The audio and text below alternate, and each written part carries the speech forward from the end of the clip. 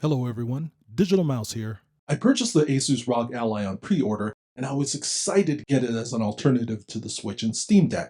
I was looking forward to playing Windows games on a handheld device. However, my real-world experience with it was less than optimal. When you open the box, you'll find a set of instructions telling you to plug it in, turn it on, then start it up. Underneath that, you'll find the Asus Rog Ally. The Asus ROG Ally comes with an AMD Ryzen Z1 Extreme processor, 16 GB of RAM, and 512 GB of storage. It was lighter than I thought it would be. It weighs approximately 608 grams, a significant difference from the Steam Deck, which weighs 669 grams. Asus's packaging is very well organized. Underneath the ROG Ally, you'll find another box which contains proprietary paperwork. I almost never read these things. The final box contains the USB Type-C 65-watt AC adapter. There's also a cardboard stand. It would seem that Asus would be able to include something more than a cardboard stand, considering that the Steam Deck came with an actual case, and the Nintendo Switch came with a dock. Now you can buy an official Asus ROG Ally case, but that'll cost you $40. It's a soft case with ROG branding, but I don't find it better than the hard case that came with the Steam Deck. But okay.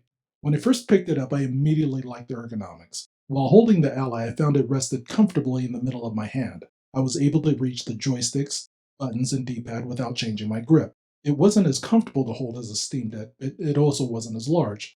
It rested in a slightly better than mediocre middle ground.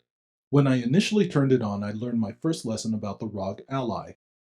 Although its hardware is designed for handheld gaming, its software is really for a Windows PC or laptop.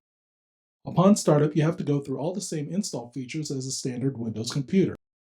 From the initial Windows startup screen, to selecting your region, to setting your Wi-Fi password. Asus did arrange to have their logo appear during the startup, but everything else was Windows. You will even be given the option of selecting productivity apps. I guess this is my first complaint about the Ally. Why would anyone want Windows productivity apps on what is supposed to be a primarily handheld gaming device? It seems like instead of creating their own UI or operating system, Asus merely used the same operating system found on their laptops.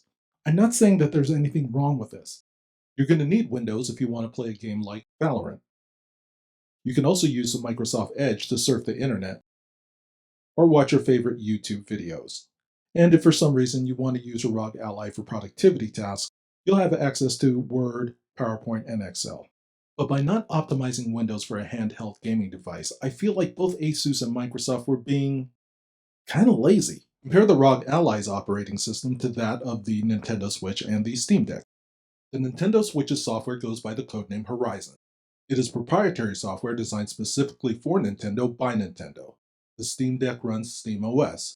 It's a Linux distro made specifically to run Steam, although it does have built-in software called Proton, which will allow users to run Windows applications and games. Horizon and SteamOS are optimized specifically for the Switch and Steam Deck hardware. There doesn't need to be coordination or integration with another company's software to make their hardware run properly. The ROG Ally does come with Armoury Crate, which I really enjoyed using. Asus put buttons on either side of the screen, which makes it easy to access the ROG Ally settings or get in and out of desktop mode. But Armoury Crate feels like a secondary program that was installed on the ROG Ally after Windows was installed. And this will have repercussions that I will explain later in the video. But first, if you like this video, please hit the like button. Also, consider subscribing and giving a super thanks. Any little bit helps. After getting through all the Windows setup, then you'll get to my Asus, and eventually to Armoury Crate. Then to Steam, where you'll be able to finally download your games. One of the first games I played was Call of Duty, and it worked great. At first. I didn't make any adjustments to it, I just started playing it out of the box. The 1080p screen on the ROG Ally was glorious.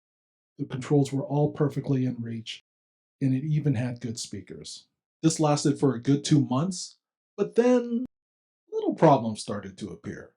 For instance, at some point I just stopped being able to open Call of Duty, and I don't know why. Now, I don't have any direct evidence that it was a result of the Windows updates, but it did happen around the same time I started installing Windows updates. Pretty much every electronic device I've ever had will have some issue with battery life over time. I think it's just due to the natural degradation of the batteries, but I don't think I've ever had anything quite like this. Here I am trying to turn on the Asus ROG Ally, but it won't power on. Simple answer, right?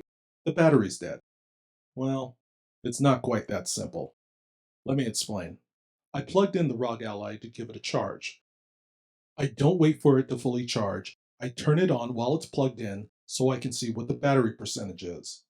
The battery is actually 100%, but for some reason it just wouldn't turn on without being plugged in. Now, I don't know if this is a problem with Asus's hardware or with Windows, but somewhere between the two, there is definitely a disconnect. In case you were wondering, after I unplugged the power cable, I was able to continue playing on battery. I'll go over what eventually fixed this problem later in the video. Then there was the time when my SD card just stopped working, which apparently is a common problem with the ROG Ally. Instead of purchasing a new SD card, I decided to install the Sabrent Rocket M.2 2230 SSD. Fortunately, installing a new SSD into the Asus ROG Ally is really simple. They even have instructions on their website. First, you'll need to remove all of the screws from the backplate. Then you'll need a pry tool in order to separate the backplate from the front plate. You should disconnect the battery, then remove the old SSD. Install your new SSD, reconnect your battery, then reinstall the backplate. Finally, use Asus's built-in cloud recovery system to reinstall Windows. I know I spent most of this video talking about the problems with the ROG Ally, but I actually do like the device. I've had a blast playing it in both handheld and desktop mode, and most of the problems were able to be fixed. For example, the problem I had with turning it on was able to be fixed by disconnecting then reconnecting the battery. And after downloading several updates, Call of Duty Modern Warfare now works perfectly fine. The Asus ROG Ally has all the hardware of a great gaming device. The software needs a little more work.